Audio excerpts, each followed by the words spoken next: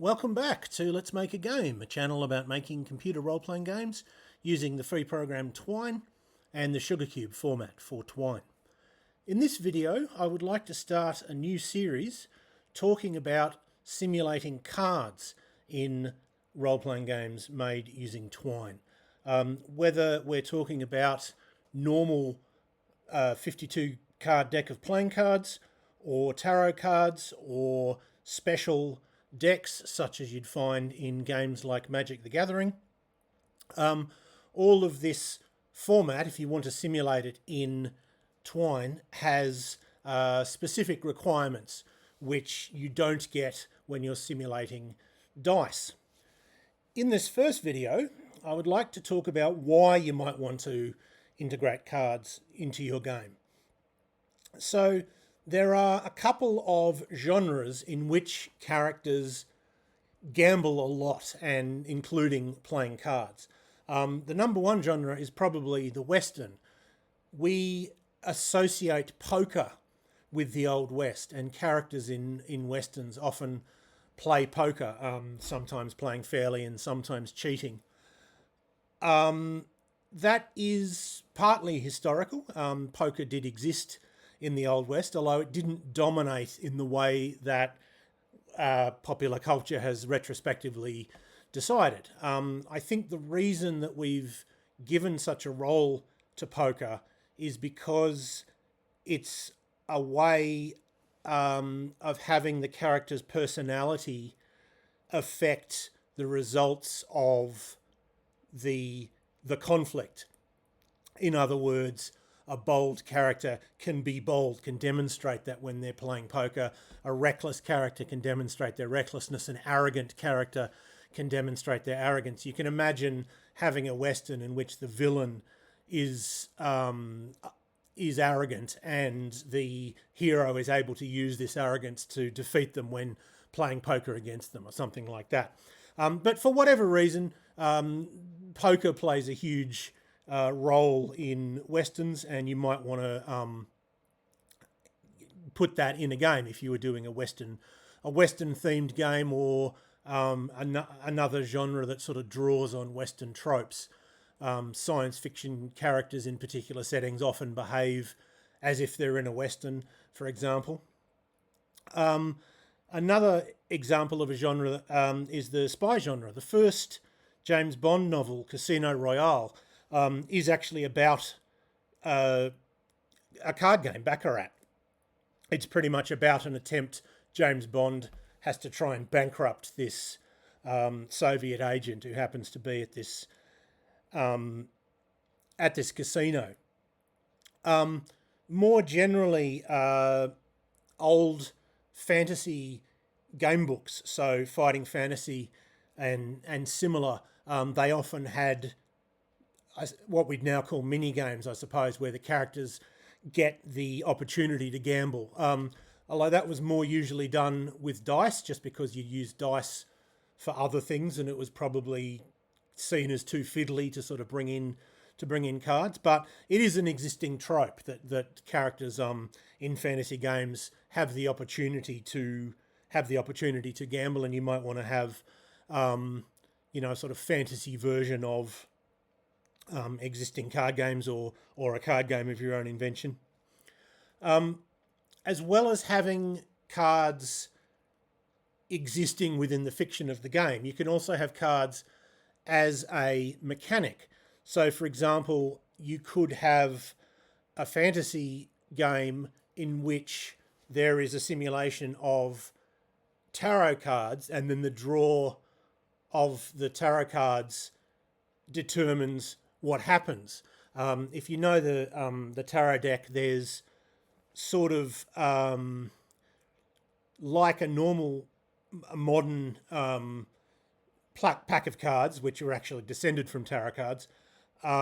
You have suits, so you have numbered cards in 4 different suits, and then you have another set of cards called the major arcana. The cards with the suits are called the minor arcana, and then you have a separate set of cards that don't belong to any suit and have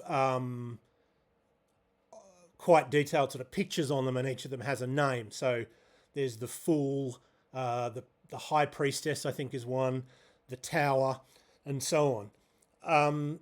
Tarot cards are often associated with, or generally associated with, fortune telling in modern culture, although that's not historically what they were used for. Historically, tarot cards they're just old playing cards. They are just the ancestors of the modern playing cards that we used. There were cards that were used for telling fortunes, but they weren't tarot cards. The idea of using tarot cards to tell fortunes is a bit more recent. But nonetheless, that is what our culture says about tarot cards. And so if you want to have a sort of mystical fortune-telling element, and that would usually be associated with some sort of fantasy game, you could have a mechanic in which there's a draw from a deck, and then that what is drawn determines what encounter the character has. Similarly, there are a lot of modern board games in which characters have a deck of cards, usually a quite small deck. Usually it's not like 52 cards like a modern deck of cards. It's usually maybe sort of 6 to 10 or something like that. And each card represents a spell that they can cast or a sort of combat move that they can do or something like that. And building up your character means getting better cards and perhaps discarding less good cards. And so the deck is a sort of summary of what your character can do. And so you might want to have a similar mechanic to that, rather than one that exists rather than something that's happening in the fiction of the game. It could be a mechanic of the game.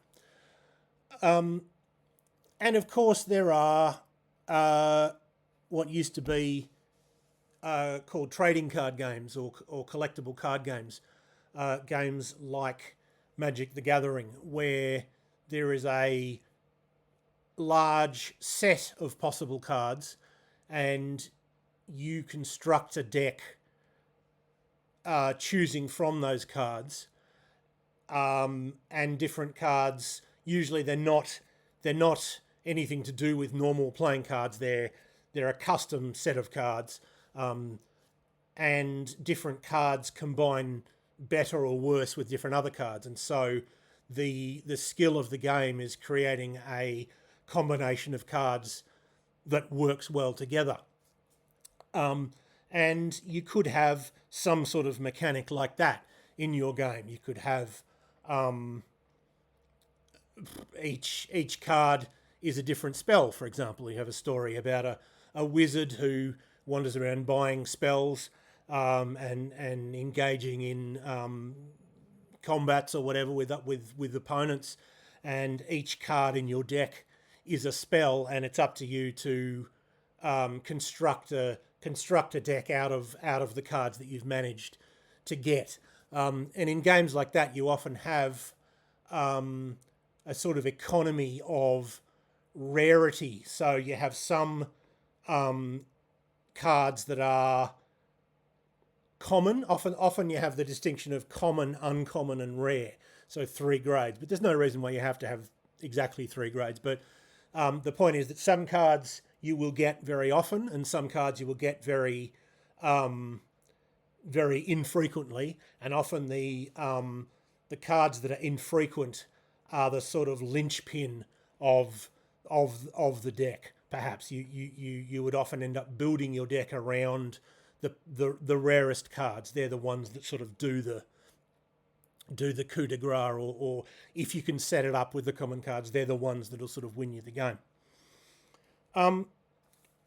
But anyway, in conclusion, there are a lot of reasons why you might want to simulate drawing cards, having a hand of cards, and the way that card games work. And they have at least one feature which dice don't have, which makes them potentially more interesting, but from a programming point of view, makes it much harder to simulate, and that is that a single card can only ever be in one place. So what I mean by that is, let's say you have 10 dice.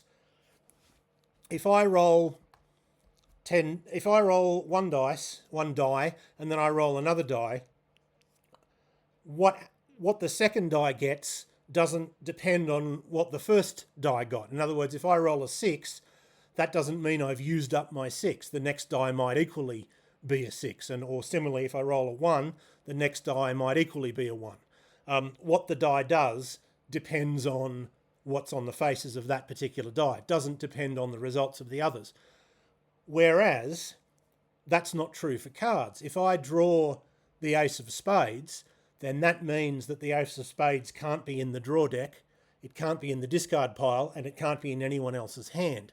There's only one ace of spades, and it can only be in one place, and it has to be in exactly one place at any given time.